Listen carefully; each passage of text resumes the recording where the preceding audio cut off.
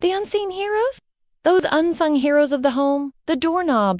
We turn them every day without giving them a second thought. But have you ever wondered who invented the doorknob or why is it always cold? Well, now you're going to find out.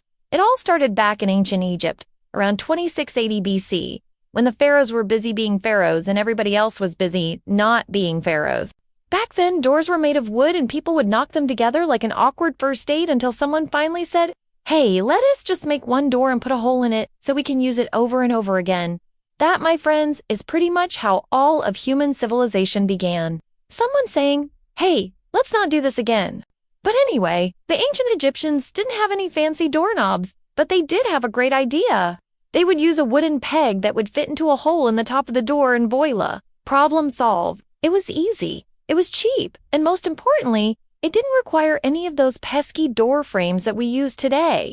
Fast forward a few thousand years, and we see the ancient Greeks took the wooden peg idea and kicked it up a notch.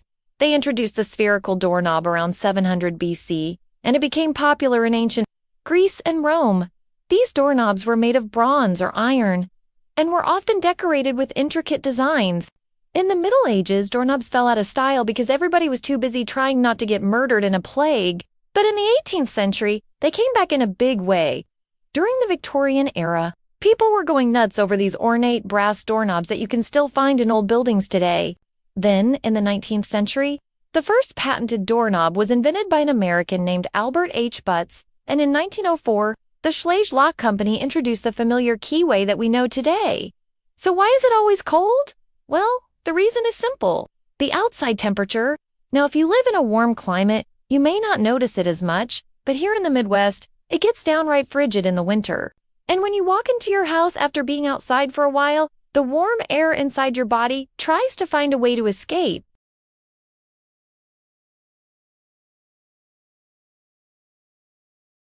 As a result, the doorknob becomes a cold, clammy mess. Now you're welcome. Now stay tuned for more historical stories, including more stories about those mysterious, magical Mormons. Did you learn nothing?